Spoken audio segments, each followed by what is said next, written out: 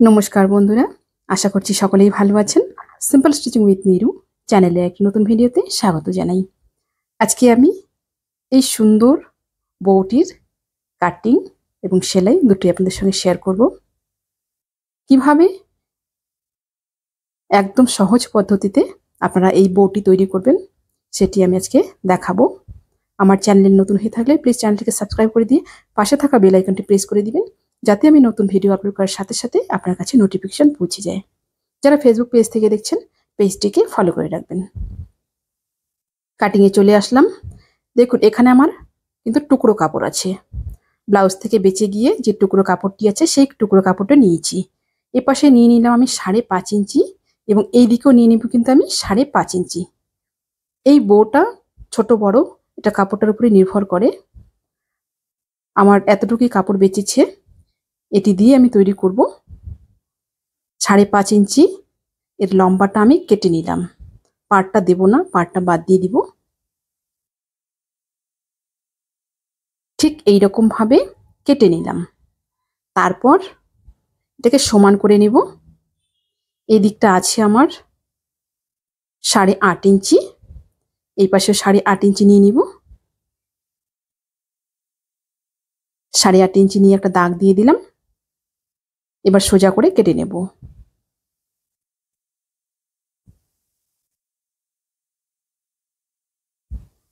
সোজা করে কেটে নিলাম।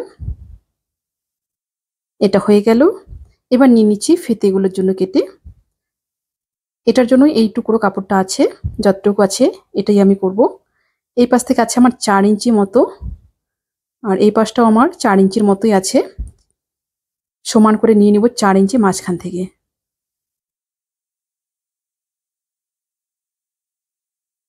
চার ইঞ্চি নিয়ে নিলাম। এবার দেখুন এখানে 2 ইঞ্চি একটা দাগ দিয়ে দিলাম, মানে হাফ করে নিলাম। হাফ করে নেওয়ার পরে এইখানে নিয়ে নিচ্ছি 1, আর এই পাশে নিয়ে নিচ্ছি আরো 1, মানে টোটাল মাঝখান থেকে আমি 2 নিলাম। ওই পাশে 1 ইঞ্চি, এ পাশে 1 ইঞ্চি ছেড়ে দিলাম। আর এই পাশে আমার লম্বাটা আছে 10.5 ইঞ্চি। এবার দেখো এই যে দাগ দিয়েছি, এই দাগগুলো কিন্তু এইভাবে কোনা করে নেব লাইন টেনে। ঠিক এইরকম কোনা করে লাইন টেনে নিলাম। নিচের দিকটা চড়াইটা আমার 4 ইঞ্চি এবং উপর দিকে চড়াইটা কিন্তু 2 ইঞ্চি।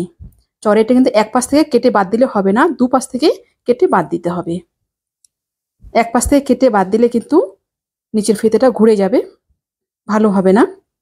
এই পাশ থেকে দু পাশ থেকে আমি 1 ইঞ্চি করে কেটে বাদ দিয়ে দিলাম। এবার দু ভাঁজ করে নেব। দু ভাঁজ করে নিয়ে নিচের দিকে একটা কোনা করে কেটে নেব।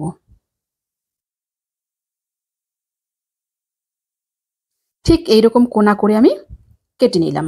1.25 ইঞ্চির মতো কোনা করে কেটে নিলাম। এটি বসিয়ে আমি আরেকটি কেটে নেব। দুটো আমার কাটা হয়ে গেছে। এবার চলে আসলাম সেলাইয়ে। প্রথমে দু ভাঁজ করে নেব উল্টো করে। এই দিকটাতে আমি এইভাবে সেলাই দিয়ে নেব।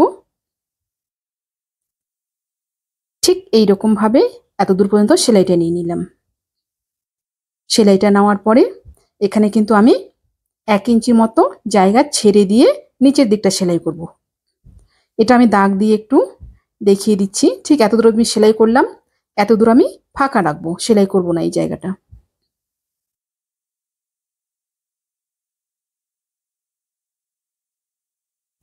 এর পরেরটুকু আমি সেলাই করে নিচ্ছি। শুধু একটা লাইন কিন্তু সেলাই করলাম। এবার দেখুন ঘুরাই নেব এই পাশে। ঠিক এইরকম ভাবে একটু ঘুরিয়ে নিলাম। ঘুরিয়ে নিয়ে এই পাশে এবার সেলাই দিয়ে দিব।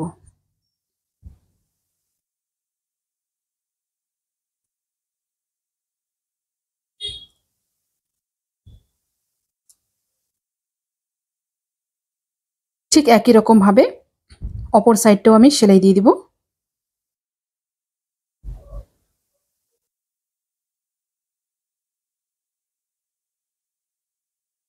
দুটো সাইড সেলাই হয়ে গেল। এবার এটাকে আমি উল্টে নেব। ঠিক এইরকম ভাবে উল্টে নিলাম, সোজা করে নিলাম। সেলাইগুলো আমার ভেতরের দিকে চলে গেল। এবার কেচি দিয়ে কোনাগুলো সুন্দর করে বের করে নিচ্ছি। কোনাগুলো কিন্তু ভালো করে বের করে নিতে হবে। কোনাগুলো বের করে নিলাম। এবার নিয়ে নিচ্ছি ফিতেগুলো। ফিতেগুলো দেখুন এইখান থেকে আমি 1/2 ইঞ্চি মার্জিনে সেলাই করে নিচ্ছি। ঠিক এইরকমভাবে সেলাই করে নিলাম। অপর আরেকটিও একই রকমভাবে আমি সেলাই করে নিচ্ছি। সেলাই হয়ে গেল। এবার ফিতেগুলোকে একটা স্পোক দিয়ে এইভাবে আমি উল্টে নিচ্ছি। ঠিক এইরকমভাবে উল্টে নেব। উল্টে নিয়ে স্পোকটা দিয়ে এরকম কোণাগুলো ভালো করে বের করে দিব। কোণাগুলো ভালো মতো না উঠলে কিন্তু সুন্দর লাগবে না দেখতে। কোণাগুলো ভালো করে বের করে নিতে হবে। কোণাটা বের করে নিলাম। ঠিক একই রকমভাবে অপরটিও কিন্তু আমি বের করে নেব। দুটো আমার বের করা হয়ে গেছে। এবার দেখুন, এবারে এই জায়গাটা কিন্তু খোলা আছে, কাট আছে। এটা কিন্তু সুতো বেরোতে থাকবে এখানে। এই জায়গাটা কি করব, এই দেখুন এইভাবে একটু ভেতরের দিকে মুখটা এরকম বন্ধ করে নিব। কাটা দিকটা একটু ভেতরে ঢুকিয়ে দিলাম। যেহেতু এটা ফাঁকা আছে, সুন্দর করে 1/2 ইঞ্চির মতো ভেতরে ঢুকিয়ে দিলাম। এতে কি হবে, সুতো কিন্তু বাইরে থেকে বের হবে না, জিনিসটি ফিনিশিংটি সুন্দর হবে। ঠিক এইরকমভাবে আমি কিন্তু ভেতরের দিকে দিয়ে দিলাম। ঠিক একই রকমভাবে এটিও করে দিব। এরপর দেখুন সুই সুতো দিয়ে ঠিক এইরকম ছোট্ট ছোট্ট করে এই পাশে একটা এই পাশে একটা এইভাবে করে কুচির মতো করে নিলাম।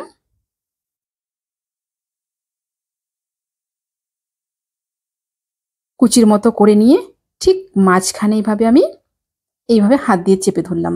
তারপর কিন্তু সুই দিয়ে এইভাবে আমি এই পাশ থেকে এই পার পর্যন্ত নিয়ে গেলাম।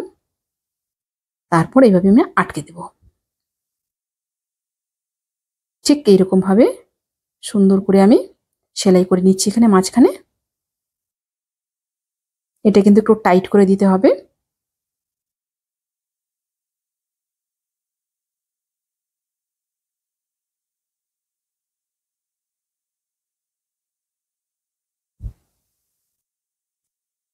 টাইট করে আমার করা হয়ে গেল। উপর দিক থেকে এইভাবে 2-3টে প্যাচ দিয়ে দিচ্ছি।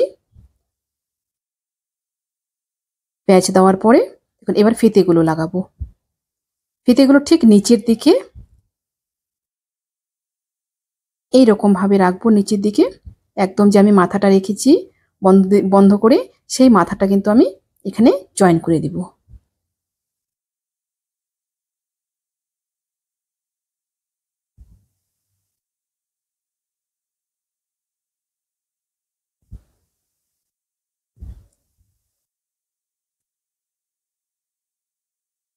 একটা আমার জয়েন্ট হয়ে গেল।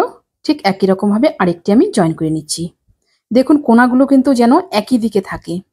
কোণাগুলো দুদিক থাকলে কিন্তু বউটা দেখতে সুন্দর লাগবে না। কোণাগুলো একই দিকে রেখে এইভাবে এটাও আমি সেলাই করে নিলাম। নিচের সেলাইটা কমপ্লিট হয়ে গেল। এবার উপরে আমি একটা বোতাম সেট করব। এতে কিন্তু সুন্দর একটা লুক আসে। বোতামটা ঠিক আমি এইভাবে মাঝখানে বসিয়ে এইভাবে সুই সুতো দিয়ে একটু প্যাচ দিয়ে গিট দিয়ে দিলাম। এবার আমি কেটে নিচ্ছি। একটু সুন্দর করে কেটে নিতে হবে, যেন কাপড় অনেকটা বাইরে বেরিয়ে না থাকে। এমনভাবে কাটতে হবে যেন গিটটাও খুলে না যায়, কিন্তু কাপড়ও বাইরে বের না হয়। এইভাবে কেটে নেব। কেটে নেওয়ার পরে ঠিক মাঝখানে এখানে বসিয়ে দেব। ঠিক মাঝখানে বসিয়ে নিলাম। আপনারা যদি চান এখানে রেডিমেড অন্যরকম বোতামও কিন্তু এখানে লাগাতে পারেন। নিচ দিক থেকে সুতোটা উপর দিকে এনে এভাবে আমি আটকে দেব।